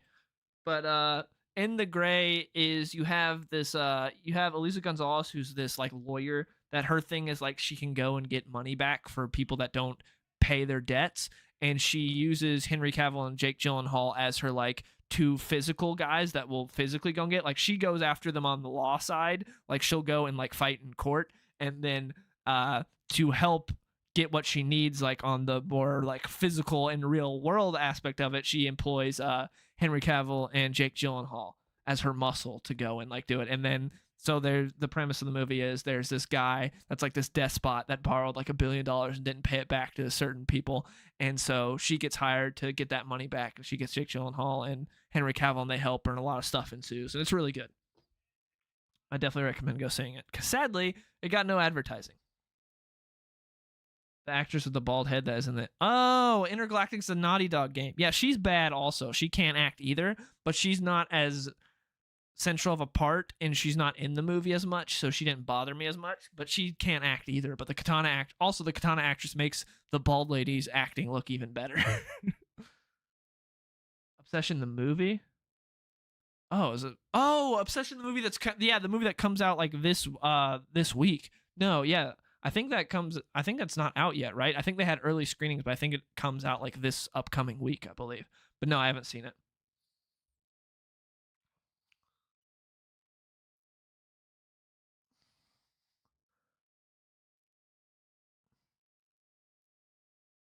I do a tier list live stream. I use my sound wave ranking. I'll probably do some. That could be fun doing ranking live stream. I'll get the Henry Cavill hate on Twitter. Yeah, they hate him because he's a normal guy. And he also had that thing during like Me Too where he's like, it's hard to hit on women right now because you'll just get Me Too'd. He was like talking very normally, and people were like, oh, that means he's a rapist. And I was like, you're an idiot. I like Mobland. Mobland's really good. Yeah, it's the TV show with Tom Hardy that Guy Ritchie did. First 12 issues of Absolute Flash were not very good, and then it got good after that. I've enjoyed this little Mirror Master miniseries we got, mini arc, I mean, that we got, the 2 issues. And that had very manga like inspired art with and I like what we got with Iris. I enjoyed that. So I'd say if you want to read Absolute Flash, skip the first 12 issues and hop in at issue 13. Thoughts on Matthew Vaughn as director? I liked his earlier stuff, but lately he's been like he did, what was it that was terrible? Like Argyle was awful. That was probably the worst movie I saw that year. Kingsman 2 was bad. I really liked The Kingsman. I thought this was very underrated. I know like no one saw it because it got delayed because COVID and everything, but I thought The Kingsman was great. I liked it a lot. I even liked it better than the first Kingsman. But Argyle and the second Kingsman, I thought were bad. But I love First Class. So overall, I like Matthew Vaughn. It's just Argyle was the last thing I saw his, and I thought it was awful.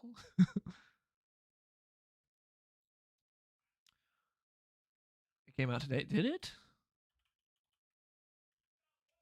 2021. Oh, it did come out today. Okay, I was wrong.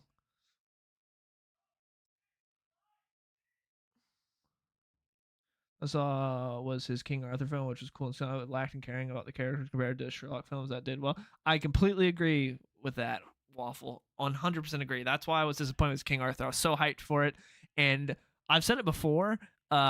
His King Arthur movie is a great YouTube movie. It's a great movie to watch. You watch a clip from King Arthur on YouTube, and you're like, "This has got to be one of the coolest movies ever. I need to go watch it." And then you watch the full thing, and you're like, "Oh, this is not very good," because like the character work ain't there with like anyone. But there's some like good performances from Charlie Hunnam and Jude Law, but the story's not very good. The character work's not very. It was very disappointing because I generally really like Guy Ritchie's character work, but it was not there. Yes, I'm super excited for the new Highlander because I love Henry Cavill, but also Chad Stahelski's directing it. He directed the John Wick movies. I love Chad Stahelski. I love the John Wick movies. So Henry Cavill in the original Highlander is great. So that's like match made in heaven. That's like my most anticipated movie as far as the foreseeable future goes. I can't wait for that Highlander movie. You liked Argyle, dude? I was excited for Argyle because I like the cast. I like Matthew Vaughn, but oh my goodness, when I watched it, I was like, this movie's terrible. The like CGI skating scene with Bryce Dallas Howard, and I was excited because like Henry Cavill, Sam Rockwell, yeah, it was so bad. Highlander reboot AI stuff on YouTube is out of control. There's a lot of AI stuff that's out of control. If you ever like go on Facebook, oh my goodness. I go on Facebook like once a month just to see what it's like out there in the trenches. And it's just like AI slop. Just the most, because I think the Facebook demographics is the most like that gets hit with it that'll be like, wow, I can't believe this is real. And also like you go on there and it's just making up lies about like random stuff. It'll be like, this person did this, and it's like that's not true at all. It's nuts. It's nuts. But anyways, I think that you think Matthew fell off with Argyle was so bad, kind of, but I don't know. Yeah, I think he's hit or miss basically. That's where I'm at right now because I think the second hit Kingsman was bad, but then I thought the Kingsman prequel was good, and then Argyle was bad. So it's like out of the last three, I liked one of them. So that's where I'm at with Matthew Vaughn right now. But hopefully he can find his way and he'll do good. But we'll see. I think he has it in him. Just see what he can do. But Facebook's a nice place to laugh at people. Yeah. Facebook's an interesting landscape. But I think that's basically it for today's stream. Thank you to everyone for showing up. It's fun talking comics to you guys. I should be streaming Lego Batman next week. That's the plan. So I'll be streaming Lego Batman next week. That should be fun. Hopefully it's good. Hyde Street is worth picking up. It's an incredible comic. It's one of my favorite out right now. It's really good. We're in the Butcher of Hyde Street arc right now, so definitely recommend that. Anyways, thank you everyone for showing up. Hope you guys have a good Friday night and a good weekend, and I will see y'all later.